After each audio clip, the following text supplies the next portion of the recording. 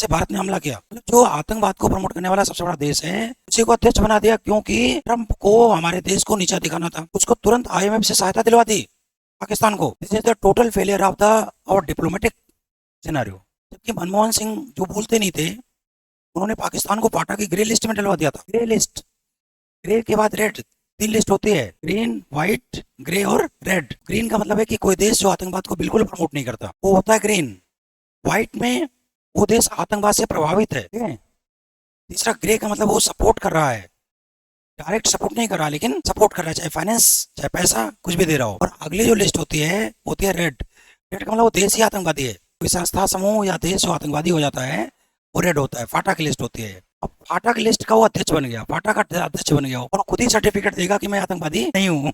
पाकिस्तान पर आरोप लगा रहे हो आप, ग्रे लिस्ट से सीधा निकल करके अध्यक्ष बन जाता है। वही बात तो कह रहा हूँ, ये सब ट्रंप की कृपा थी, भारत को नीचा दिखाना था, सीधी सी बात है। इसका मतलब है कि हम इंटरनेशनल लेवल पर बेशक विश्व गुरु कहते रहे लेकिन कोई मतलब नहीं है उस चीज़ का। विश्व गुरु का मतलब क्या होता है? विश्व गुरु का मतलब होता है कि आप टार्च बेयरर बने, क्या बने? पथ प्रदर्शक बने, प्रदर्शक बने आप। पथ प्रदर्शक आप कैसे बनेंगे? आप टेक्नोलॉजी में बनेंगे, ट्रेड में बनेंगे, हैं, इकोनॉमी में बनेंगे। टेक्नोलॉजी, ट्रेड, इकोनॉमी ये सब होता है। दुनिया को रास्ता कैसे दिखाओगे आप?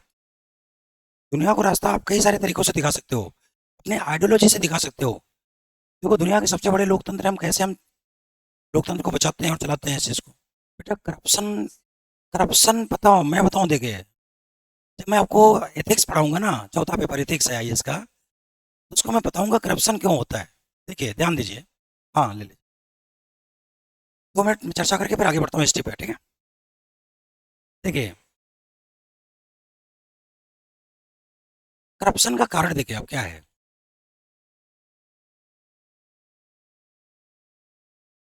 देखो आप अपने आप को दो तरह से कंट्रोल करते हो, एक इंटरनल कंट्रोल होता है और एक एक्सटर्नल कंट्रोल होता है। कैसा होता है?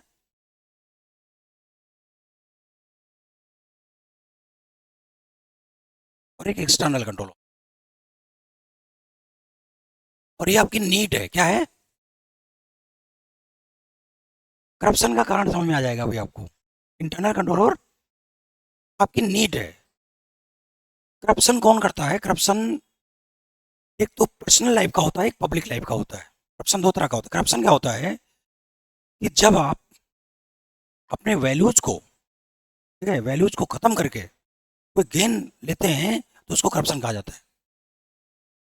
अपने आदर्श मूल्यों को, अपने मानो है, मानो तो ही है ना, तो जो मानो है ह्यूमन, इसके आइडियल वैल्यूज को खत्म करके आप कोई गेन लेते हैं, कोई लाभ प्राप्त करते हैं, तो ये क्या है? करप्शन है। करप्शन के कई सारे रूप हो सकते हैं। तो जो पर्सनल वैल्यूज है, एक तो ये हो गया, ठीक है, और दूसरा पब्लिक वैल्यूज है। क्या है? पब्लिक वैल्यूज की आप बात करोगे तो दो तरह से पब्लिक वैल्यूज आते हैं। आप आईएएस अधिकारी बन गए, ठीक है, आप बड़े बड़े पोस्ट पे चले गए, मंत्री बन गए, संतरी बन गए। एक तो होता है कोड ऑफ एथिक्स। क्या होता है? एथिक्स। और एक होता है कोड ऑफ कंडक्ट।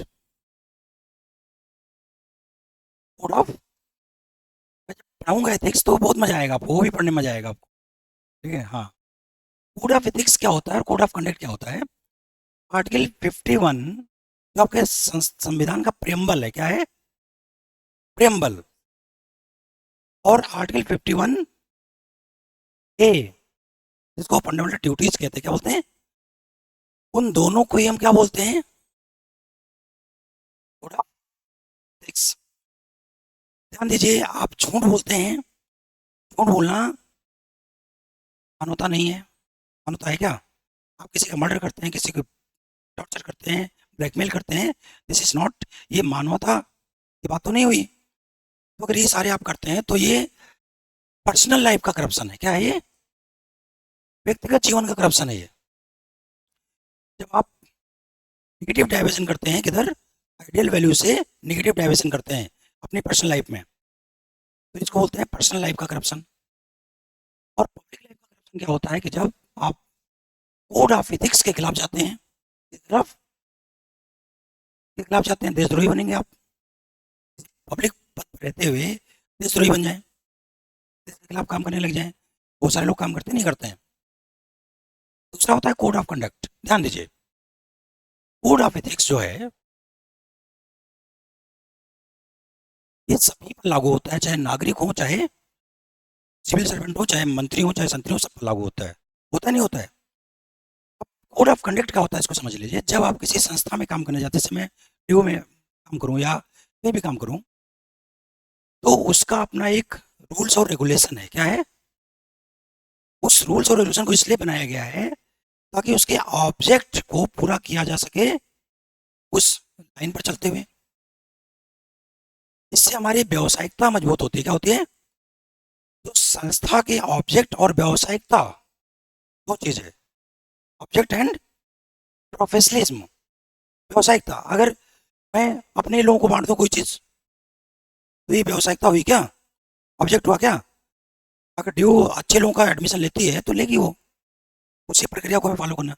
तो जब कोई व्यक्ति कोड ऑफ कंडक्ट का वायलेशन करता है पब्लिक लाइफ में और कोड ऑफ एथिक्स का वायलेशन करता है, तो इसको बोलते हैं पब्लिक लाइफ का करप्शन। समझ आ गई? तो करप्शन दो तरह का होता है, पर्सनल लाइफ का और दोनों आपस में जुड़े हुए हैं। क्या है? जुड़े हुए हैं।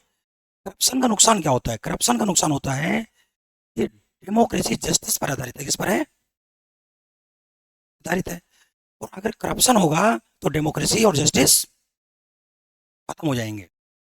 जो ह्यूमन वैल्यूज है, जो दुनिया में सबसे बड़ा धर्म है जिसको हम बोलते हैं, दोनों धर्म में तो सबसे बड़ा धर्म है। ह्यूमन वैल्यूज खत्म जब हो जाएगी तो वहाँ एक्सप्लॉयटेशन, करप्शन, क्राइम, ठीक है, इनजस्टिस, ये सारी चीजें आपको दिखेंगी। देशद्रोह भी दिखेगा आपको। तो करप्शन एक बहुत बड़ी समस्या के रूप में सामने आ रहा है। लोकतंत्र के सामने सबसे गंभीर चुनौती, देश के सामने सबसे गंभीर चुनौती और मानवता के सामने सबसे गंभीर चुनौती क्या है? जैसे आतंकवाद गंभीर चुनौती है, वैसे करप्शन भी एक गंभीर चुनौती है। कोई समस्या तो नहीं समझने में है? अब करप्शन होने का कारण देखिए क्या है। अब पूछे करप्शन क्यों हो रहा है? करप्शन होने का सबसे बड़ा कारण यह है कि जो हमारा सोशलाइजेशन प्रोसेस है, क्या है? हम पैदा होते हैं परिवार में, समाज में। परिवार में सबसे ज्यादा महत्व किसको दिया जाता है? जो सबसे ज्यादा पैसे कमा करके लाता है, चाहे वो ऐसे भी लाए। समाज में किसकी वाहवाही होती है? एक आईएएस अधिकारी अगर स्कूटर से चलता है बोलते हैं बेवकूफ आदमी है, और एक क्लर्क अगर फॉर्चूनर से चलता है तो लोग क्या बोलते हैं? अरे देखो यार, क्लर्क होकर के फॉर्चूनर से चलता है। इट मीन्स दैट जो हमारे सोशल वैल्यूज हैं वो सोशल वैल्यूज आइडियल नहीं है। अगर समाज और परिवार ऐसे व्यक्तियों को टॉर्चर करता तो करप्शन क्या है? परिवार समाज से बाहर चल, करप्शन रुकता नहीं रुकता। तो सबसे बड़ी बात है जो हमने आज हमारा सामाजिकरण की प्रक्रिया है, जो हमारे सोशल वैल्यूज हैं, जो हमारे पर्सनल वैल्यूज हैं, वो कहीं ना कहीं पैल्यूटेड हैं। क्या है? प्रदूषित हैं। वो आइडियल ह्यूमन वैल्यूज और आइडियल सोशल वैल्यूज की तरफ नहीं है। करप्शन का एक बड़ा कारण है, समझ आई बात? इसका ये कारण है जो इंटरनल करप्शन होता है। क्या होता है? हम लोग सोचते हैं अरे यार एक बार आईएएस बन जाते ना तो पूरा देश ही लूट लेते हैं। फिर आज यही तो विचारधारा है। अरे यार गरीबी तो हम चुटकियों में दूर कर देते हैं। ठीक है? तो सोशल और इकोनॉमिक इनसिक्योरिटीज का दूसरा कारण है। एक तो वैल्यूज हो गया, दूसरा सोशल और इकोनॉमिक इनसिक्योरिटी। आप मुझे एक चीज बताइए यार, मेरे बाद मेरे बच्चों का क्या होगा? ठीक है? यार मुझे तो आईएएस बनने का अवसर मिल गया, मेरा बच्चा नहीं बना तो क्या होगा? चलो यार इतना उसके लिए कर देते हैं कि 7 पीढ़ियां बैठ के खाएं। तो इसको बोलते हैं सोशल और economic insecurities due to lack of opportunities and toughing of the opportunities. जो अवसर बहुत टफ हो चुके हैं और अवसरों की कमी हो चुकी है, उससे सामाजिक और आर्थिक असुरक्षा की भावना बढ़ गई है। इसलिए आप अपनी आवश्यकता केवल पूरा नहीं करते हैं। आपको इतनी सैलरी मिलती है कि सरकार आपकी आवश्यकता पूरी कर दे, लेकिन आप क्या करते हैं? आपके अंदर एक प्रवृत्ति पाई जाती है कि किसी तरह से यार 2 4 साल 10 साल में मैं कमा करके फ्री हो जाऊं। तो इंटरनल रीजन समझ में आ गया, करप्शन का आंतरिक कारण समझ में आ गया। आप किताबों में चीज नहीं पढ़ोगे, नहीं वो देखिए मैं एक चीज बताऊं, मैं खाली आपको इतनी सी बात बता रहा हूँ, ये सब मेरे क्रिएट किए हुए कॉन्सेप्ट्स हैं। पढ़ाऊंगा, लिखोगे जा करके ना, मजा आ जाएगा वहां पर। आगे बढ़ते हैं। एक्सटर्नल कारण देखिए आप, एक्सटर्नल कारण में हमने कहा कोड ऑफ कंडक्ट और कोड ऑफ एथिक्स, दो चीजें बोली हमने। आज करप्शन तीसरी पीढ़ी में चल रहा है। कहाँ चल रहा है? थर्ड जनरेशन क्या है समझ लीजिए आप, थ्री जी। पहली पीढ़ी जब आई स्वतंत्रता के तुरंत बाद 1947 से 1967 तक, तो उस पीढ़ी में क्या था, क्योंकि हम लोग अंग्रेजों से स्वतंत्र हुए थे, तो एक भावना, देशभक्ति की भावना बहुत तेज थी लोगों में। ठीक है, देश को आगे ले जाने की भावना बहुत तेज थी। तो वो लोग प्राकृतिक रूप से ईमानदार थे। क्या थे? ज्यादातर लोग ईमानदार थे, और कोड ऑफ एथिक्स और कोड ऑफ कंडक्ट का स्वतः ही पालन करते थे। और उनसे कहा जाता था तुम 4 घंटे काम करो, तो लगता था पांचवा घंटा भी जरूरी है देश के लिए, तो करते थे वो। ठीक है, ये घटना कब तक थी? 1947 से 67 तक। इसको पहला जनरेशन कहते थे। एक आध व्यक्ति कोई बेईमानी करता था, तो उसको डर किसका होता था? कोड ऑफ कंडक्ट का। कोड ऑफ कंडक्ट कौन लागू करता है? उस संस्था का हेड लागू करता है। कौन करता है? उसको अनुशासनात्मक अधिकारी होता है। और कोड ऑफ एथिक्स कौन लागू करता है? ये कोर्ट लागू करता है। कौन करता है? कोर्ट लागू करता है। तो संस्था का प्रमुख और कोर्ट, दोनों का डर था। डरता नहीं था? एक कांस्टेबल अगर घूस लेता तो उसको डर था कि यार उसका कहीं सबॉर्डिनेट या सीनियर बताना दे। फिर 67 से 90 तक आई सेकंड जनरेशन। कौन सी? दूसरी पीढ़ी। दूसरी पीढ़ी में क्या हुआ कि अब जो संस्था के हेड थे उन्होंने कहा कि भाई तुम करप्शन करो, हमें कोई परेशानी नहीं है, जांच तो मुझे ही करना है, बट हिस्सा पहुंचाया करो। तो रिजल्ट इसका ये हुआ कि जब सेकंड जनरेशन आया, तो कोड ऑफ कंडक्ट का कोई डर नहीं रहा। किसी जांच में कोई दोषी पाया जाता है क्या? विभागीय जांच में कोई दोषी पाया गया क्या आज तक? जिसकी सेटिंग होगी, जो ऊपर तक पैसा पहुंचाया होगा, उसमें क्या होगा? रफा दफा। एक आदमी की कंप्लेंट मैंने करी थी, कोई अधिकारी था, तो फिर मेरे पास लेटर आया कि जांच कराया गया और निर्दोष पाया गया। तब मैंने सबूत भेजा, I have enough evidence about this and it should be considered the light of my complaint, otherwise I have another form also, court.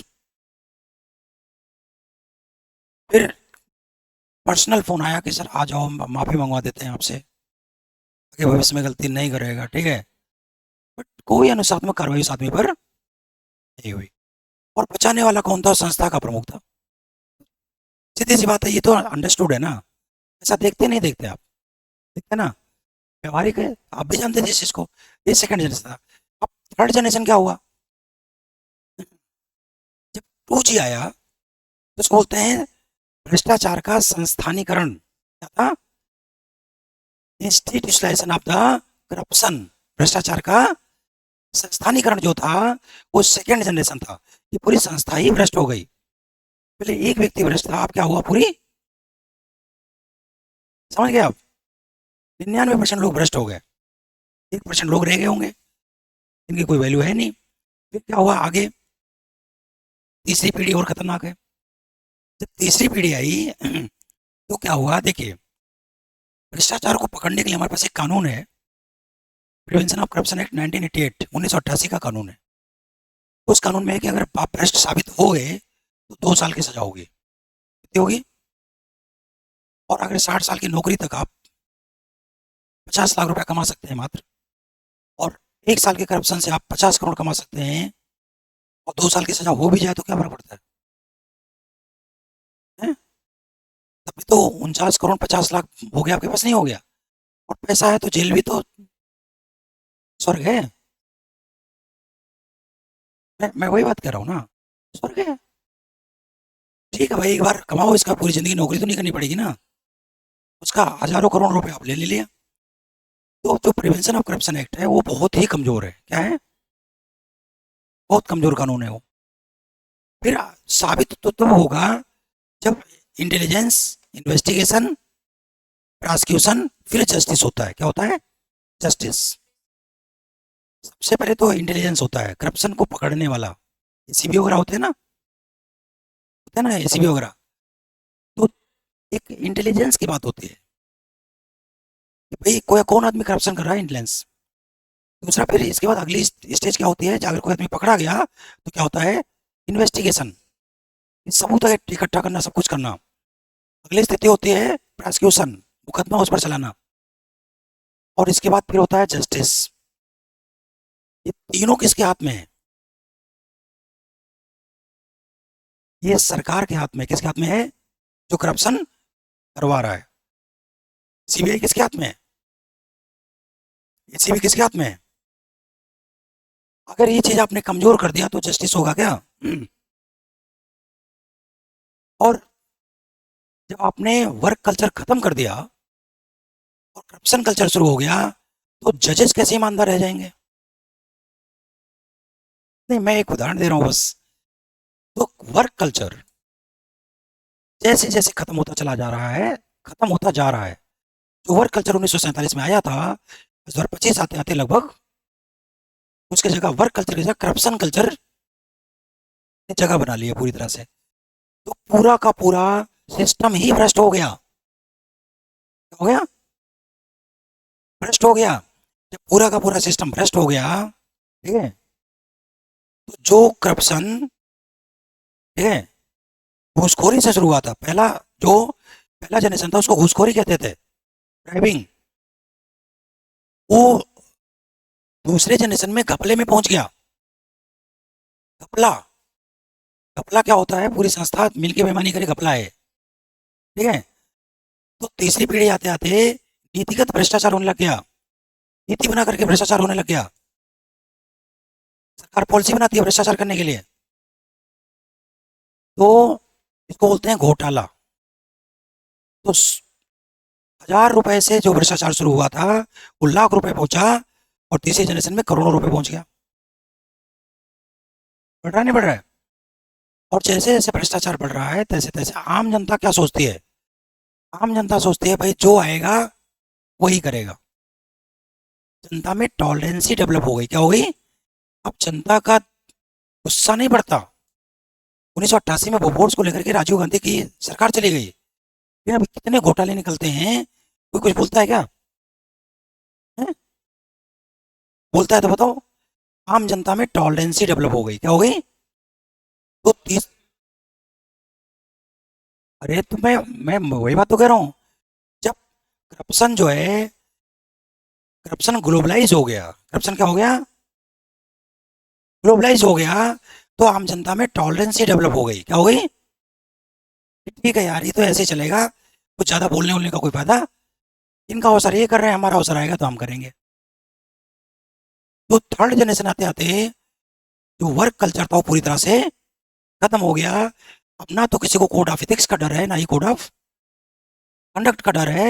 और जिस तरह सामाजिकरण हुआ है, पर्सनल वैल्यूज जिस तरह खत्म होते जा रहे हैं, ठीक है, ये करप्शन का एक बहुत बड़ा काला धन वो धन होता है जो अवैध स्रोतों से कमाया गया है और जिस पर कोई टैक्स पे नहीं किया गया है।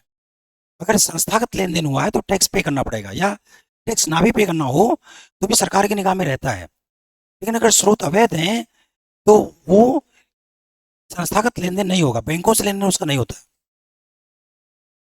वो काला धन होता है। धंधा तो कोई शब्द नहीं है। देखिए मैं बताऊं, कोई कुछ भी बोल सकता है। और सबसे बड़ी बात है, जब मैं इकोनॉमिक्स आपको पढ़ाऊंगा तो आपको समझ में आएगा कि क्या होता है। ठीक है, ब्लैक मनी होगा। और जो इंडियन टैक्स एक्ट है 1961, जो इंडियन टैक्स एक्ट है 1961, उसकी डेफिनेशन यही कहती है कि money got from the illegal source, not by institutional transaction, and despite that either tax paid or not, इसके बावजूद क्या उस पर टैक्स देना है कि नहीं देना है। This is black money. ठीक है, ये परिभाषा। ब्लैक मनी वगैरह क्यों बढ़ते हैं सब कारण बता दूंगा मैं, ठीक है। अब करप्शन समझ में आ गया।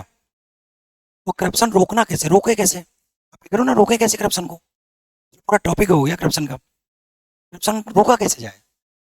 तो सबसे पहले आप अपने सोशल वैल्यूज को क्या करें, सोशल और ह्यूमन वैल्यूज को मजबूत करें। समाज में जीरो टॉलरेंस क्रिएट किया जाए भ्रष्टाचार के प्रति। क्या, समाज में भ्रष्टाचार के प्रति जीरो टॉलरेंस क्रिएट किया जाए। ठीक है, पर्सनल वैल्यूज को इतना मजबूत करें कि कुछ भी कंडीशन आ जाए, कितनी भी समस्या आ जाए, लेकिन ह्यूमैनिटी से आप दूर नहीं जाएं। तो ह्यूमन वैल्यूज और सोशल वैल्यूज को इतना मजबूत बनाया जाए, कैसे करोगे आप, सामाजिकरण और शिक्षा। शिक्षा भी तो सामाजिकरण का एक प्रक्रिया है। इथिकल एजुकेशन है, शामिल है क्या, एजुकेशन में शामिल है क्या, नहीं है। तो इथिकल एजुकेशन को मजबूती के साथ अपने सिलेबस में डाला जाए, और स्कूलों में न केवल उसके सैद्धांतिक ज्ञान दिया जाए बल्कि व्यवहारिक ज्ञान भी दिया जाए। प्ले, थिएटर, ये सब करवाए जाएं इस पर। नहीं समझे। स्कूलों में अभी किताबें पढ़ाई जाती हैं, वो तो सैद्धांतिक ज्ञान है। व्यवहारिक ज्ञान क्या होता है, क्षेत्र में ले जाओ बच्चों को, दिखाओ ये देखो, तुम अगर भ्रष्टाचार करोगे तो किसी का हिस्सा खाओगे तो कोई आदमी गरीब रह जाएगा। ठीक है, इस तरह की चीज दिखाओ ताकि उनमें एक मानवता डेवलप हो जाए। कोई बच्चा 2 लाख का मोबाइल चलाएगा, ऐसी गाड़ियों में घूमेगा, तो उसको आम जनता की दो दर्द पता लगेगा क्या। तो स्कूल में पढ़ के आएगा, यूं पढ़ के आएगा। तो हमारी जो शिक्षा व्यवस्था है, ये डॉक्टर इंजीनियर तो बना देती है, लेकिन मानो नहीं बना पा रही है। बना रही है क्या। तो हमारे एजुकेशन इंस्टीट्यूट्स को, हमारे समाज को इस तरह ट्रांसफॉर्मेशन किया जाए कि पर्सनल वैल्यूज और ह्यूमन वैल्यूज को बहुत ज़्यादा मजबूत हो करें, सोशल वैल्यूज को बहुत ज़्यादा मजबूत करें। क्योंकि जो इंटरनल, इसको तो किसी भी चीज़ से रोक नहीं सकते आप। कोई आदमी भ्रष्टाचार करना चाहता है तो उसकी इच्छा को कैसे खत्म करोगे आप, वैल्यूज से खत्म करोगे। डंडा थोड़ा है कि उसको मार के खत्म कर दोगे। अब एक्सटर्नल कंट्रोल की बात रही, तो देखो एक्सटर्नल कंट्रोल में क्या किया जाए, वर्क कल्चर लागू किया जाए। क्या किया जाए, वर्क कल्चर के दो काम होते हैं। आज आप देखो, ये अवसरों की भारी कमी है, वस्तुओं सेवाओं की भारी कमी है, लोग जीने खाने के लिए स्ट्रगल कर रहे हैं। राशन कार्ड बनवाना है, आपके पास पैसा नहीं है, पैसा आप दे रहे हो। हम्म? तो सरकार जो एसेंशियल गुड्स और सर्विस है, वो एक कानून बनाए कि सभी के लिए सुनिश्चित करे। जैसे अमेरिका में है, रसिया में है, हर आदमी को सरकार घर देती है, मुफ्त की शिक्षा देती है, मुफ्त का मेडिकल देती है। घर, शिक्षा, मेडिकल, बिजली, पानी, सड़क, सब कुछ देती है वो। आपकी मूलभूत आवश्यकताएं क्या है, ये तो है ना। और इसी चक्कर में तो लोग करप्शन करते हैं। तो सरकार एक कानून बनाए, और जो जितने भी लोग हैं, हमारे नागरिक हैं, उनको एक संवैधानिक अधिकार दे मूलभूत वस्तुओं और सेवाओं की। करप्शन रुकेगा, नहीं रुकेगा। दूसरा काम क्या करे, दूसरा काम ये करे कि लोकपाल बनाए। क्या बनाए, जो आज का लोकपाल है वो बेवकूफ है, मतलब बेकार है, कोई मतलब नहीं उसका। लोकपाल एक ऐसी संस्था होगी, देखो आज सबसे बड़ी समस्या क्या आ रही है कि एक तरफ भ्रष्टाचार को कौन रोकता है, कोर्ट कौन रोकता है, और एक तरफ कौन रोकता है, एग्जीक्यूटिव। ये कौन रोकता है, एग्जीक्यूटिव। ये कौन रोकता है, कोर्ट। समस्या ये आ रही है कि दोनों अलग अलग हैं। 3-3 4-4 साल विभागीय जांच में लग जाता है, तब तक कोर्ट सारे सबूत वबूत नष्ट हो जाते हैं, और सब आपस में कोलिजिटी होती है। भ्रष्टाचार क्या हो, एक लोकपाल क्या होगा, एक स्वतंत्र संस्था होगी, कॉन्स्टिट्यूशनल और ऑटोनॉमस होगी। अभी समस्या क्या आ रही है कि कोर्ट में स्पेशलाइजेशन है क्या, नहीं है। अगर मेडिकल क्षेत्र में करप्शन किया गया तो कमेटी बनाते हो। जजों को पता है क्या कि थर्मामीटर कितने का आता है, कितना महंगा होता है। तो जो स्पेशलिस्ट करप्शन होता है, जैसे इसरो में करप्शन हो गया, तो उसके लिए कोई संस्था सरकार के पास, बहुत टाइम लग जाता है। लास्ट में इसरो का कोई वैज्ञानिक बोला जाएगा जांच करो, और वो उसके फेवर में आ जाएगा। ठीक है, तो सबसे बढ़िया तो लोकपाल स्पेशलिस्ट होगा, क्या होगा, और कोड ऑफ कंडक्ट और कोड ऑफ एथिक्स दोनों की पावर इसको दे दिए जाए। अभी क्या होता है, शिकायत होने पर केस दर्ज होता है और सरकार से इंटेलिजेंस, इन्वेस्टिगेशन, प्रोसिक्यूशन और जस्टिस, ये चारों पावर लेकर के इसको दे दिए जाए। और जब ये संवैधानिक होगी तो जब ये फैसला कर देगी तभी कोर्ट में अपील होगा, उसके पहले कोर्ट इसका में इंटरफेयर और एग्जीक्यूटिव इसका कोई इंटरफेयर नहीं करेगा। ठीक है, तो दो चीजें हैं, जो एक्सटर्नल करप्शन है, एक्सटर्नल कारण है करप्शन का, उसको रोकने के लिए क्या किया जाए, गुड्स और सर्विस को इसेंशियल बनाते हुए संवैधानिक अधिकार बना दिया जाए। और दूसरा काम क्या किया जाए, लोकपाल जैसी संस्था बनाई जाए। ठीक है, तब जाकर के हम भ्रष्टाचार को रोक पाएंगे। 11 साल हो गए, अन्ना हजारे ने आंदोलन किया था, और लोकपाल का नाम भी पता है आपको, कहाँ है वो?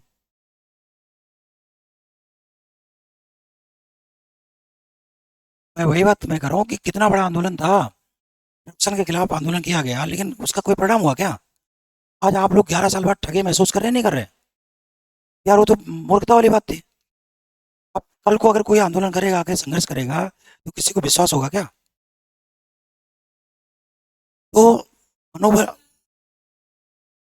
मनोबल गिराने का एक काम ये भी हुआ है भ्रष्टाचार के खिलाफ।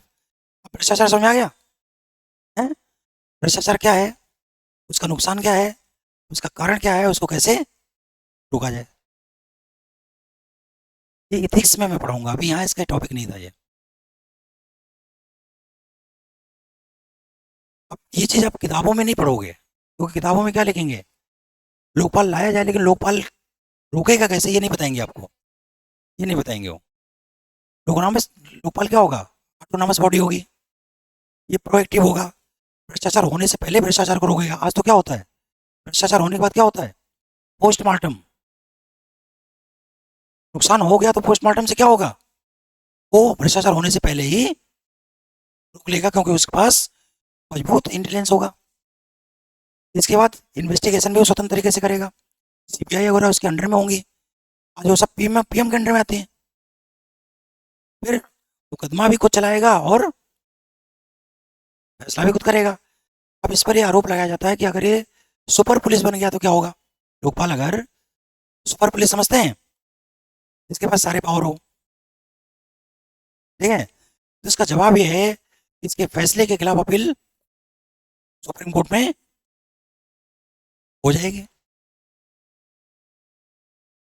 और सुप्रीम कोर्ट नेचुरल जस्टिस की बात करता है, तो नेचुरल जस्टिस का सिद्धांत तो खत्म नहीं होगा ना, इसलिए लोकपाल से डरने की जरूरत, फिल्ट्रेशन है, कोई लोकपाल फांसी थोड़ा दे रहा है किसी को, पहली बात। दूसरी बात है, कानून मजबूत बनाया जाए, भ्रष्टाचार पर आजीवन कारावास की, अगर देशद्रोह या लोगों के मर्डर के बराबर भ्रष्टाचार किया गया है तो आजीवन कारावास होना चाहिए, नहीं होना चाहिए, फांसी होनी चाहिए, नहीं होनी चाहिए, मजबूत करो, लोग डरे इस चीज से। ठीक है, दूसरी आरोप लगाया जाता है कि लोकपाल के दायरे में प्रधानमंत्री और को लाना चाहिए, नहीं लाना चाहिए, अब बताओ लाना चाहिए, नहीं लाना चाहिए? क्योंकि यह तर्क ये दिया जाता है कि प्रधानमंत्री लोकसभा के प्रति उत्तरदायी है, और लोकसभा को किसने चुना है, जनता ने चुना है। तो एक संस्था के प्रति अगर उसको उत्तरदायी बना दिया तो पार्लियामेंट्री सिस्टम का नुकसान होगा, यह तर्क है। ओके, अब किसी चीज का समर्थन करते हुए या विरोध करते हुए लॉजिक्स को समझना पड़ेगा, इनका भी तर्क सही है, लेकिन एक चीज ध्यान दीजिए, पब्लिक पॉलिसी को लेकर के प्रधानमंत्री उत्तरदायी है, किसके लिए, जनता के प्रति उत्तरदायी है। लेकिन अगर प्रक्रियात्मक भ्रष्टाचार किया गया है तो लोकपाल के दायरे में प्रधानमंत्री को होना चाहिए, नहीं होना चाहिए? डेफिनेटली होना चाहिए, क्योंकि रूल ऑफ लॉ से कोई ऊपर नहीं हो सकता है, बिल्कुल, रूल ऑफ लॉ से कोई ऊपर नहीं है। और लोकपाल विशेषज्ञ तरीके से, ऑटोनोमस तरीके से करप्शन की जांच रहेगा, क्योंकि लोकपाल भी तो जनता के प्रति उत्तरदायी है। करप्शन रोकना कितनी बड़ी टास्क है आज, समझ रहे हैं?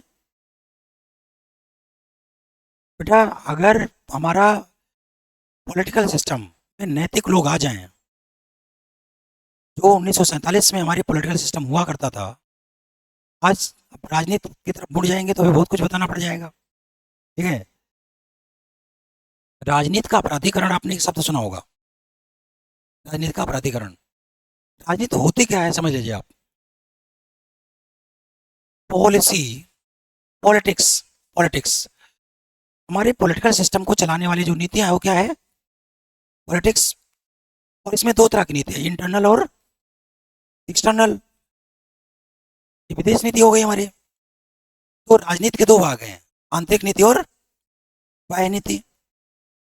और प्रियम्बल में ही कहा गया है कि सॉवरेन होना चाहिए, संप्रभु है। हम एक संप्रभु देश है, तो हमारी राजनीति क्या है? संप्रभु है। राजनीति को एक्सप्रेस करने का तरीका क्या है? Public opinion. क्या है? और डेमोक्रेटिक सिस्टम में पब्लिक ओपिनियन जो एक्सप्रेशन होता है वो इलेक्शन के माध्यम से होता है। कैसे होता है? तो एक संप्रभु देश में, लोकतांत्रिक देश में, जो पब्लिक पॉलिसी होनी चाहिए वो क्या होनी चाहिए? जनमत। बिल्कुल जनमत, जिसका एक्सप्रेशन यहाँ से हुआ है। इंपॉर्टेंट चीज ये है कि अगर हमारी पॉलिसी पब्लिक ओपिनियन के अनुसार नहीं है या इलेक्शन फेयर नहीं हुआ है, तो लोकतंत्र के सामने सबसे बड़ी, राजनीति के सामने सबसे बड़ी चुनौती के रूप में सामने यह आ रहा है। हमारी राजनीति में दो सबसे बड़ी समस्याएं हैं। पहली समस्या ये है कि राजनीति में किसी क्वालिफिकेशन को नहीं रखा गया है। ना तो एज की कोई बाउंडेशन है, ना ही क्वालिफिकेशन की कोई बात आती है, ना ही कोई अनुभव की बात। एज का कहाँ है? 105 साल की उम्र में लोग कब्र में पैर जाते जाते सोचते हैं चलो लास्ट टाइम में भी मंत्री बन जाता ना, तो लूट के रख लेता। नीतीश कुमार, नीतीश कुमार का ना शरीर साथ देता है ना दिमाग साथ देता है, तब भी कहता है मेरा नाम आगे कर दो सीएम बनने के लिए। 20 साल की उपलब्धियां मत पूछो, नाम आगे कर दो उसका। मैं एक चीज बताऊं, जब नीतीश कुमार जैसे लोगों का मूल्यांकन होगा तो इनको पर जो दाग लगेगा, धब्बा लगेगा, कोई कभी मिटा नहीं पाएंगे। अच्छी अच्छी बातें बोलो और बुरे बुरे काम करो, इसी को दोगलापंथी कहते हैं।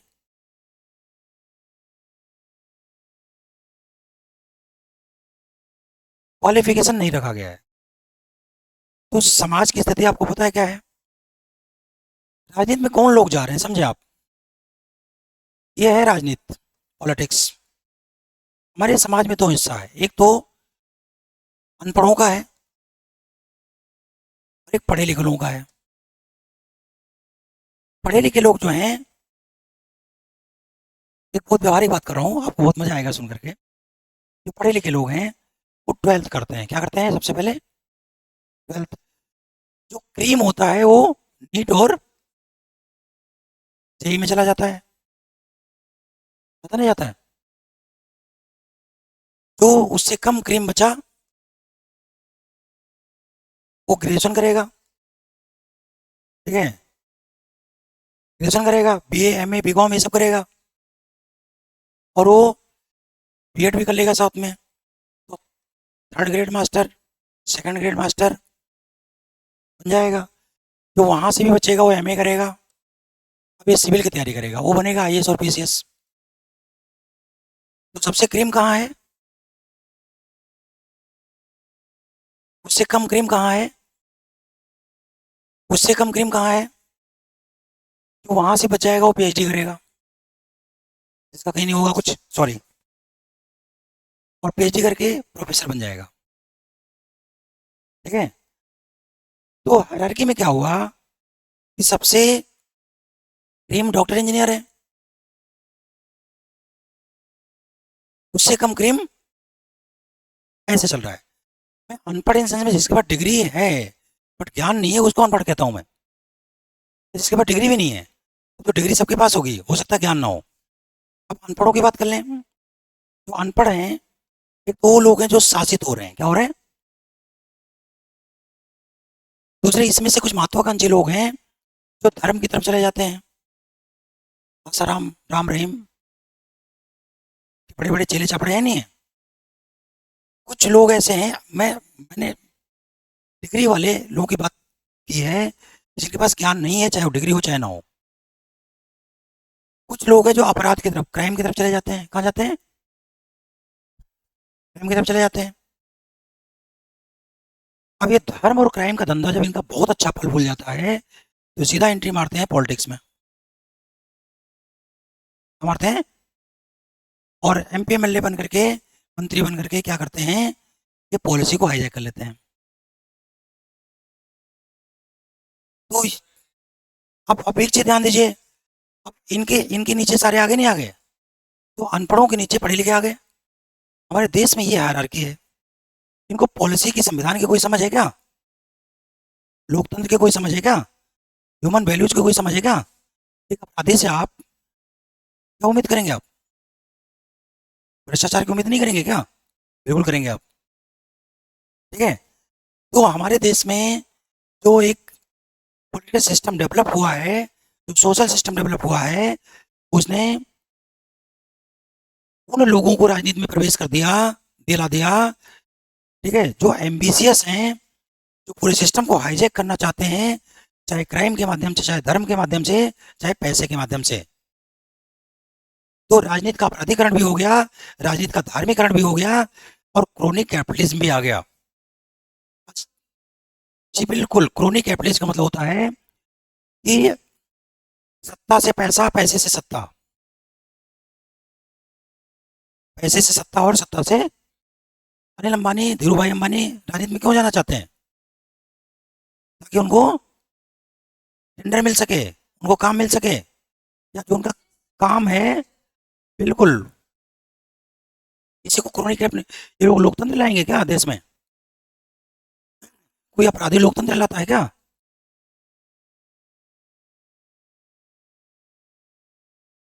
कोई ऐसा व्यक्ति जो जनता को धर्म के नाम पर अफीम चटा रहा है, वो लोकतंत्र लाएगा क्या? और जो इथिकल लोग थे, वैसा समाज में इथिक्स थे ही नहीं। लेकिन जो थोड़े बड़े पढ़े लिखे लोग थे, उनकी राजनीति कोई जगह है क्या? कोई पढ़ा लिखा आदमी हो, बता दो मुझे। अब कुछ समय तक राजनीति ऐसे चलती रही, धीरे धीरे हमारी राजनीति फिर ये डायनेस्टी में कन्वर्ट हो गई। किसमें? डायनेस्टी में। भाजपा कांग्रेस के डायनेस्टी के खिलाफ आई थी, क्या उसने डायनेस्टी रोका क्या? राजनीति के प्राधिकरण के खिलाफ आई थी, क्या उसने रोका क्या?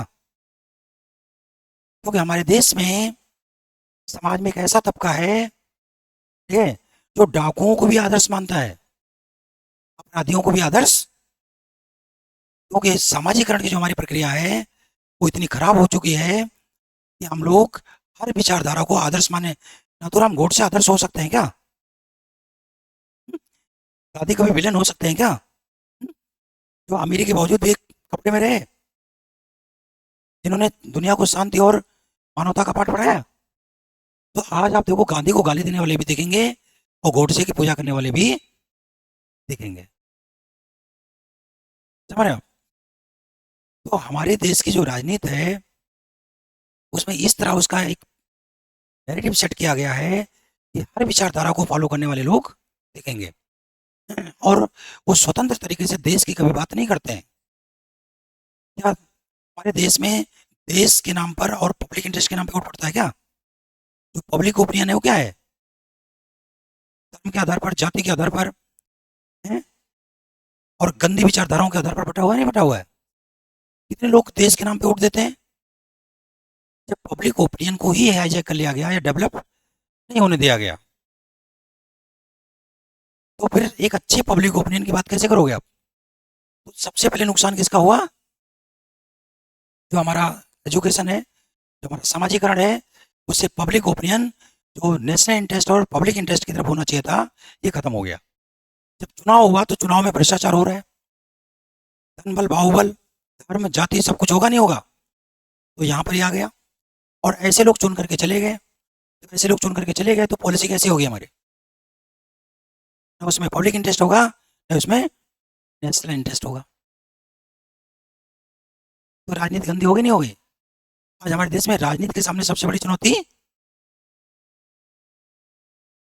क्या है। अब इलेक्शन कमीशन की जो बात चल रही है, इलेक्शन में धांधली की बात चल रही है ना, तो इलेक्शन में धांधली का मतलब यही है कि आप अब इलेक्शन मशीनरी के साथ चुनाव जीतना चाहते हैं बजाय कि पब्लिक ओपिनियन के। अगर आपने गलत वोट डलवा दिया, लोगों के नाम कटवा दिए, तो क्या है ये, मतलब जो गंदी राजनीति चल रही थी उसके अलावा भी एक और भी बड़ी गंदी राजनीति आ गई।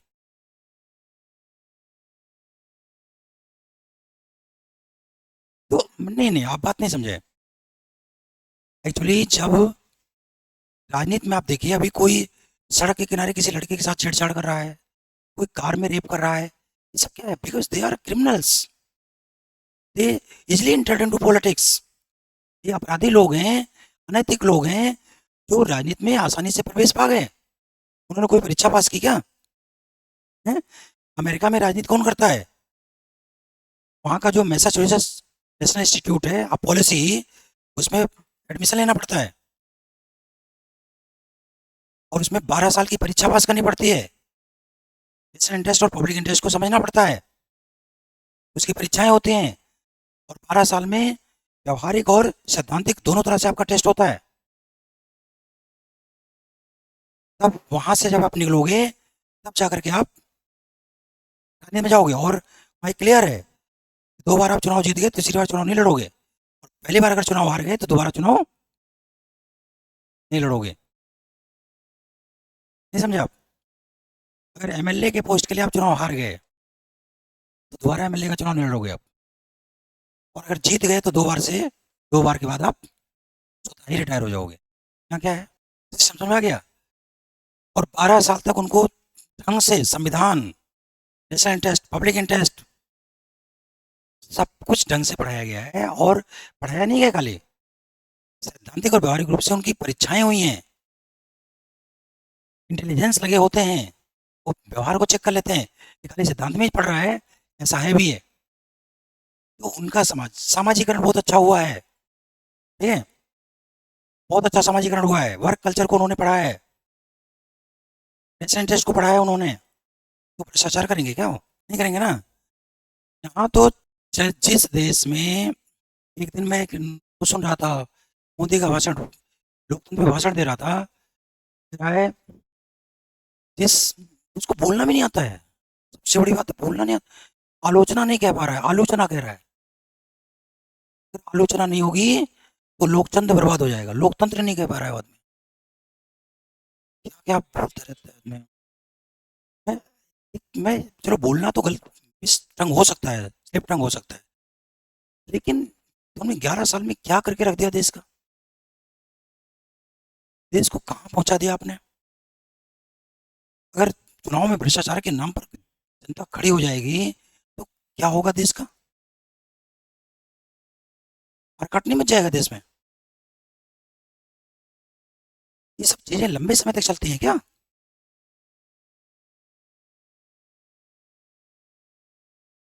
देखिए फ्री वीज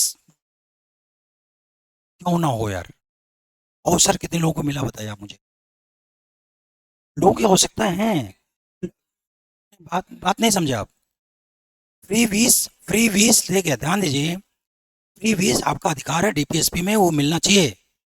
लेकिन लेकिन एक एक एक एक एक मिनट, लेकिन फ्री वीज लेने वालों के दिमाग में ये चीज आना चाहिए, ये देश हमें दे रहा है, ना कि कोई पार्टी दे रही है। नहीं समझे आप? सरकार और पार्टी में अंतर है, ठीक है। भारत सरकार मोदी जी चाहते हैं गवर्नमेंट ऑफ इंडिया, लेकिन बीजेपी नहीं चला रही है, ठीक है। तो सरकार और पार्टी में अंतर है।